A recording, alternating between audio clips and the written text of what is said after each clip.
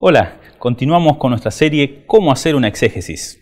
En el video anterior dimos inicio al paso número 1, por medio de la delimitación de la perícopa.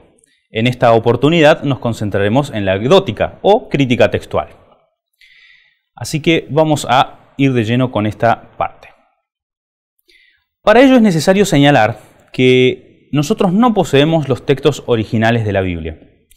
Entenderíamos como un texto original el autógrafo, o sea, aquel manuscrito que salió de la mano del hagiógrafo. No tenemos ninguno de los autógrafos del texto bíblico. Esos textos bíblicos fueron siendo copiados a lo largo del tiempo. De alguna manera, el texto bíblico logró tener una forma estándar, a la cual se suele denominar el urtext o arquetipo. Tampoco tenemos estas formas originales o primitivas, las primeras que fueron consensuadas del texto bíblico. Simplemente tenemos diferentes copias de tradiciones textuales que son diferentes. En primer lugar, tenemos la tradición textual que está indicada por los textos pre- o proto-masoréticos, que luego dieron lugar a lo que nosotros conocemos como el texto masorético, que son aquellos códices o manuscritos que datan del siglo IX en adelante, y que poseen las anotaciones masoréticas o la vocalización masorética.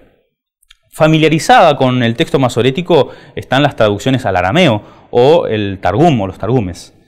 Pero no solamente tenemos esto, también por otra parte tenemos las traducciones al griego, que son igualmente antiguas. Esas traducciones al griego se hicieron de algún manuscrito hebreo que aparentemente pudo haber sido levemente diferente al texto masorético que hemos recibido. Y ahí se la conoce como la forlaje de la Septuaginta. De allí deriva entonces la traducción principal, la Septuaginta. Sin embargo, la que hemos recibido tuvo una serie de recensiones diferentes, tres de las cuales son las más importantes, la de Aquila, la de Símaco y la de Teodosión. Luego también de las traducciones griegas se realizaron las primeras traducciones al latín, un conjunto de traducciones denominado Vetus Latina. Basado en la Vetus Latina y del texto griego surge la Vulgata, la traducción de Jerónimo al latín, que como una peculiaridad también tiene una estrecha familiaridad con el texto masorético, porque de hecho él intentó ir a la Veritas hebraica. En el medio de estas tradiciones podemos mencionar la versión también en siríaco o la peshita, que tiene algunos elementos en común con ambas tradiciones. Por otra parte, y en un camino diferente, encontramos el Pentateuco samaritano, que fue transmitido y preservado por una comunidad especial de los samaritanos, y que tenemos un proto-samaritano, aquella versión más antigua, y lo que nos ha llegado hoy en día como el texto del Pentateuco samaritano. Otros autores, otros especialistas han identificado también la posibilidad de identificar otras tradiciones diferentes a estas tres que hemos señalado. Sin embargo, es mucho más difícil clasificarlas o identificarlas y se componen de un número muy reducido de manuscritos antiguos, principalmente algunos encontrados en Qumran. Bien, así que cuando hablamos del texto bíblico estamos hablando de este complejo escenario de diversas tradiciones, todas y cada una de las cuales tienen que ser consideradas en el proceso del estudio del texto bíblico. Si bien el texto bíblico se ha preservado de una manera bastante confiable, entre cada una de estas tradiciones hay leves diferencias que en algunos casos puede cambiar el sentido del texto. Por ejemplo, vamos a ilustrar cómo a veces la crítica textual afecta la traducción de un texto con algunos ejemplos. Vamos a decir que las variaciones pueden deberse a diferentes causas. En primer lugar, algún cambio intencional por parte de algún escriba que alteró el texto bíblico. También podemos tener el caso de corrupción textual, o sea que por el proceso de transmisión, por el deterioro, por el paso del tiempo, algún texto se pudo haber afectado y de esa manera preservarse algún error o algún faltante en el texto bíblico. Un tercer caso podría ser la vocalización masorética. Recordemos que en un principio el idioma hebreo se escribía sin las vocales y por lo tanto una vocalización diferente puede traer diferentes significados de una misma frase. Y por último, hay algunos casos en los que se han producido errores en el copiado, errores no intencionales, que sin embargo afectan de alguna manera la escritura de alguna palabra y por lo tanto también su significado. Vamos a proveer algunos ejemplos de cada uno de estos casos. Vamos con el primero, un cambio intencional. Podemos encontrar en 1 de Samuel, el capítulo 3, versículo 13, un ejemplo de ello. Si comparamos diferentes traducciones contemporáneas, vamos a encontrar que varias de ellas dicen, con respecto de los hijos de Elí, que vilipendiaban o blasfemaban a Dios. Sin embargo, llama la atención la traducción de la Biblia de las Américas, que dice, por ejemplo, que trajeron sobre sí una maldición. Esta traducción es interesante porque parece ser completamente diferente a las anteriores. ¿A qué se debe esa traducción? Bueno, la cuestión es muy sencilla. Cuando nosotros vamos a las traducciones antiguas de la Biblia, vamos a encontrar que en algunos casos esta frase no es mencionada. O en otros se mantiene una u otra postura. Sin embargo, cuando nosotros vamos al texto hebreo, al texto masorético, se nos dice que la frase allí, porque se maldijeron a sí mismos sus hijos. Entonces uno podría preguntarse, ¿por qué si el texto hebreo dice que la maldición fue sobre ellos mismos, por qué muchas de las traducciones contemporáneas traducen que maldecían a Dios? Bueno, esto se explica por medio de lo que se conoce como un tikkun soferín. Los tikkun soferín eran algunas correcciones que hicieron los escribas. Según registros medievales, solo hay 18 a lo largo del Antiguo Testamento, en el cual el escriba evidentemente tenía serias dificultades con la lectura original del texto y para evitar algún problema decidieron alterarlo. Sin embargo, dejaron anotado que ellos hicieron esa alteración. En el caso de este texto que estamos analizando, la lectura original decía Elohim, que significa Dios, y sin embargo los escribas decidieron alterarla, cambiarla por la frase Lahem, que significaría sobre ellos o para ellos. De esta manera, ellos estaban evitando algo que ocurría naturalmente en la lectura, porque ellos entendían que si se pronunciaba la maldición, la harían efectiva. De tal manera que si ellos leían maldecir a Dios, se estarían haciendo culpables de maldecir a Dios efectivamente. Para que eso no ocurra en la lectura cotidiana de la Biblia, decidieron alterar el texto bíblico. Este sería un ejemplo de una modificación intencional. Vamos con el segundo ejemplo. Corrupción del texto. Vamos para ello a recurrir a 1 Samuel, el capítulo 13, versículo 1. Cuando nosotros comparamos diferentes traducciones contemporáneas, vamos a encontrar que hay gran diferencia. La Biblia de Jerusalén directamente omite este versículo, no lo van a encontrar allí. En la Reina Valera 60 se dice que había ya reinado Saúl 1 año y cuando hubo reinado 2 años sobre Israel, y luego continúa el texto, ¿verdad?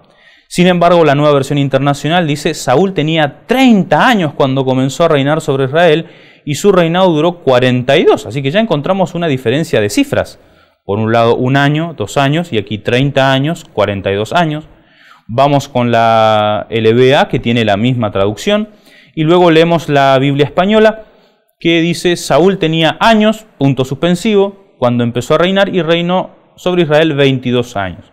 Entonces uno se pregunta, ¿qué es lo que está pasando aquí? ¿Por qué tanta diferencia en los números que encontramos allí? Bien, cuando vamos a las traducciones antiguas, la cuestión no se soluciona tampoco, porque también hay diferencia en cuanto a los años. La Septuaginta, de hecho, omite el versículo.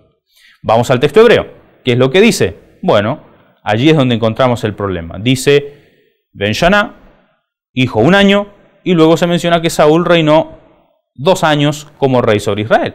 Sin embargo, por el contexto, esta frase parece incoherente.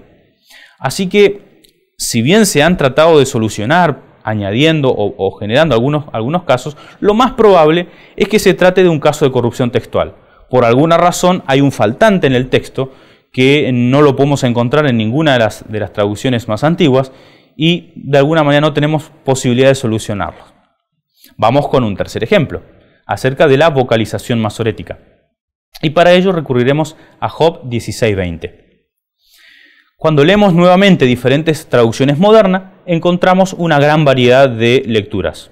Biblia de Jerusalén dice que interpreta ante Dios mis pensamientos. Reina Valera 60, disputadores son mis amigos. NBI, mi intercesor es mi amigo. LBA, mis amigos son mis escarnecedores. Así que claramente encontramos traducciones muy diferentes. ¿A qué se debe esto? Bien, el problema está en la vocalización masorética. El texto masorético lee Melitzai Reai, que entiende que se trata de un participio del verbo litz, que significa despreciar o burlar, así que sería se burlan de mí mis amigos, sería la traducción del texto masorético. Sin embargo, algunos han propuesto que aquí tal vez se trate de algún error en la vocalización y que debiéramos tan solo cambiar el Pataj debajo de Melitzai por un Hirek y leer Melitzirrei y cambiaría completamente el significado. Ahora tendríamos Melitzi como un sustantivo, mi intercesor es mi amigo. Sería la frase resultante por medio de ese cambio de vocalización. Si nosotros pensamos en algunos argumentos en favor de esta postura, de este cambio de vocalización, podemos mencionar varios. En primer lugar, la evidencia epigráfica, que respalda la idea del sustantivo melitz, o también el uso posbíblico, ya que en Qumran se emplea melitz siempre con el sentido de intérprete o intermediario.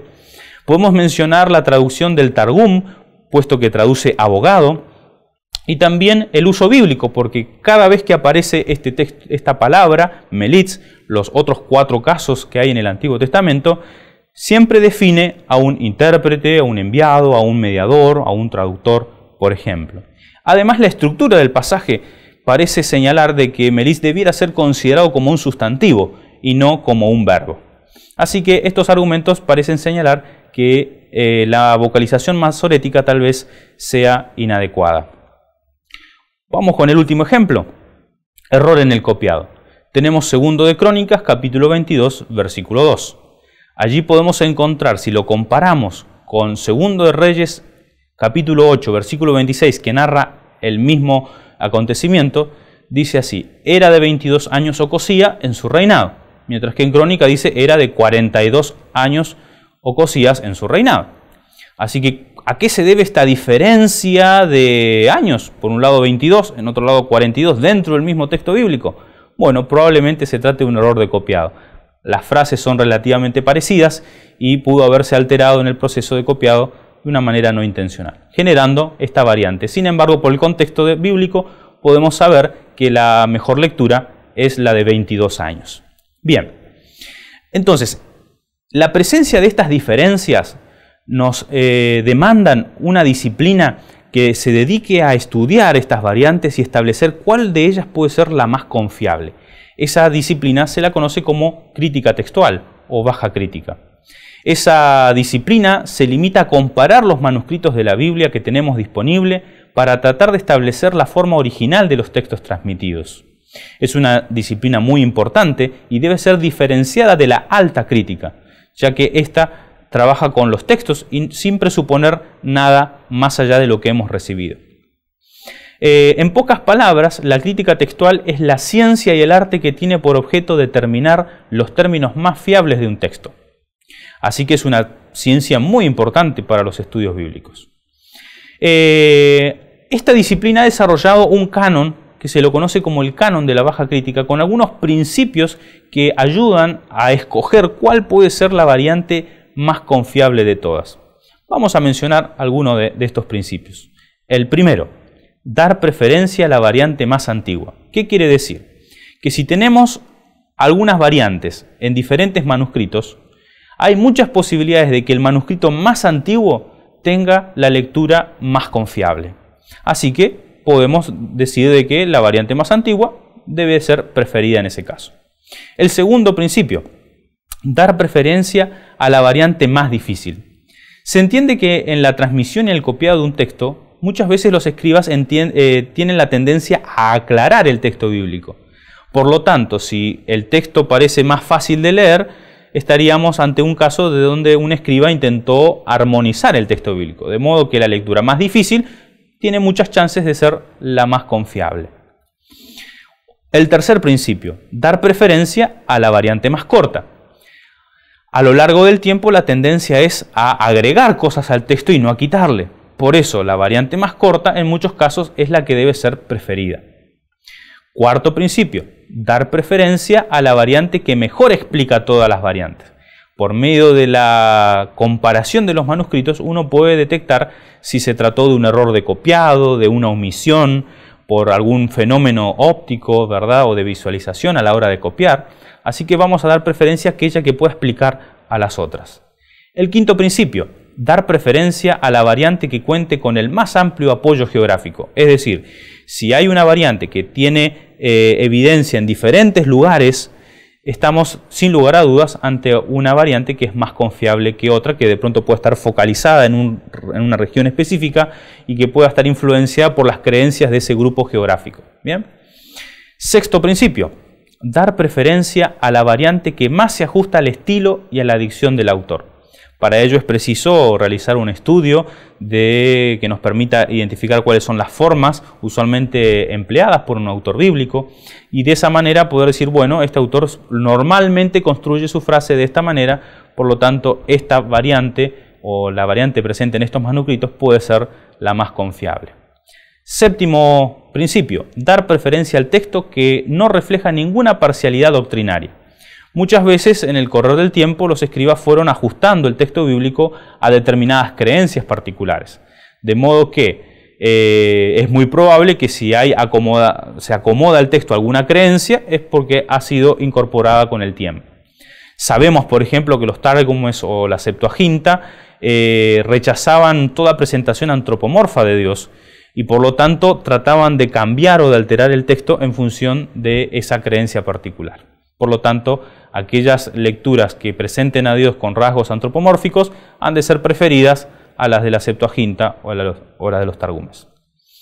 Bien, no es necesario que el estudiante se especialice en la crítica textual. Muchos de los problemas textuales ya han sido abordados por otras personas y pueden ser encontrados en los debates que son presentados en las ediciones críticas de la Biblia hebrea. ¿Por qué? Porque abocarse a la crítica textual requiere un alto grado de especialización, conocimiento de varias lenguas antiguas, acceso a los manuscritos, etc., lo cual muchas veces no es posible. Sin embargo, las ediciones críticas de la Biblia son una herramienta indispensable y muy útil para el estudiante y podrán encontrar allí muchas de las informaciones necesarias con respecto al debate textual de la perícopa que desean estudiar. Dedicaremos el próximo video a hablar sobre las ediciones críticas. Muchas gracias, esto fue todo hasta aquí. Nos vemos en el próximo video.